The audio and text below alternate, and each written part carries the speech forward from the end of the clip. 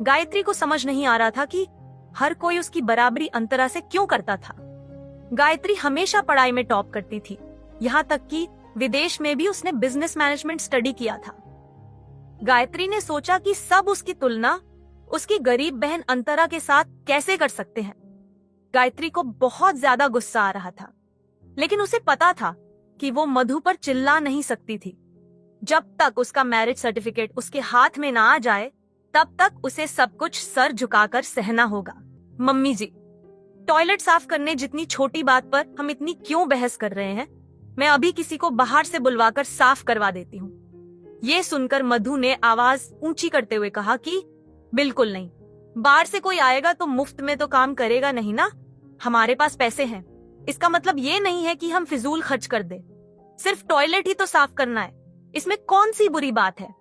ये सुनकर गायत्री को यकीन नहीं हुआ कि खानदानी अमीर होने के बाद भी उसकी होने वाली सास इतनी कंजूस थी। गायत्री ने अभी भी अपने गुस्से को दबाते हुए कहा कि मम्मी जी, एक टॉयलेट साफ करवाने में इतना भी कोई खर्च नहीं होता। ये सुनकर मधु ने शिकायत के लहजे में कहा कि हाँ, तुम्हें कौन से पैसे कमाने हैं जो फिक्र होगी? ये पैसे ना मेरा रुद्र दिन रात मेहनत करके कमाता है और तुझे खर्च करने में 1 मिनट भी नहीं लगती। ये सुनकर गायत्री हैरान हो गई।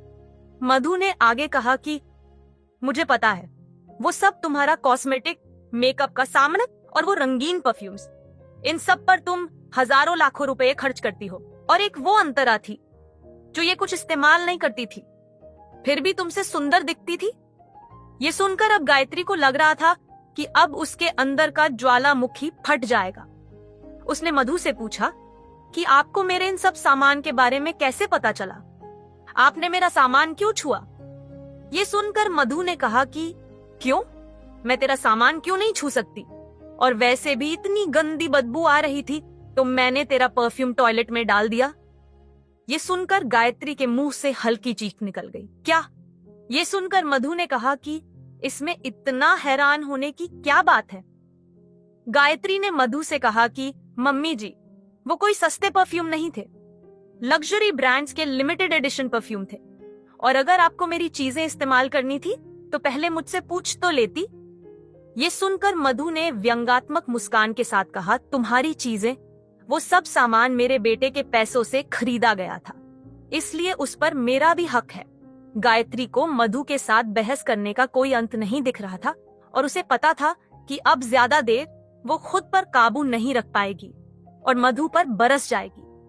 लेकिन अगर ऐसा हुआ तो उसकी अब तक की सारी मेहनत बेकार जाएगी। आखिर में उसने एक फैसला किया और मधु से कहा कि मम्मी जी, मुझे एक जरूरी काम याद आया, मैं कुछ देर में आती हूँ। ये बोलकर गायत्री तुरंत दरवाजे की तरफ चलने लगी। मधु ने अपनी आवाज ऊंची करते हुए कहा कि अरे ऐसे कैसे, टॉयलेट कौन साफ करेगा? गायत्री ने चलते चलते बिना पलटे ही कहा कि मैं किसी को भेज दूंगी साफ करने के लिए और उसका पेमेंट मैं खुद के पैसों से करूंगी, इसलिए आप चिंता ना करें। ये कहते हुए वो बाहर निकल गई। बाहर निकलकर वो तुरंत कार में बैठी और इग्निशन ऑन किया। मधु ने बाहर निकलकर कहा कि अरे ध्यान से कार चलाना, मेरे होने वाले पोते को कुछ नहीं होना चाहिए। गायत्री ने कार को गेट से बाहर निकालते हुए ये सुना। जिस हिसाब से मधु गायत्री की देखभाल करती थी, उसे लगता था कि मधु उसकी परवाह करती है, लेकिन अब उसे एहसास हो रहा था कि वो सब उसके पेट में पल रहे बच्चे की वजह से था।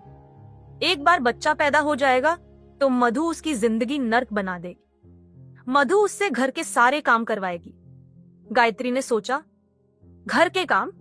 बिल्कुल नहीं, मैं घर की मालकिन हूँ, नौकर नहीं। कुछ देर बाद गायत्री का फोन बजा। स्क्रीन पर अपनी माँ का नाम देखकर उसकी आंखों में आंसू आ गए। आगे की कहानी जानने के लिए देखिए अगला एपिसोड सिर्फ पॉकेट एफएम के यूट्यूब चैनल पर, और मिस्टर शैडो के सारे एपिसोड्स को सुनने के लिए डिस्क्रिप्शन में दी लिंक से डाउनलोड करें पॉकेट एफएम ऐप।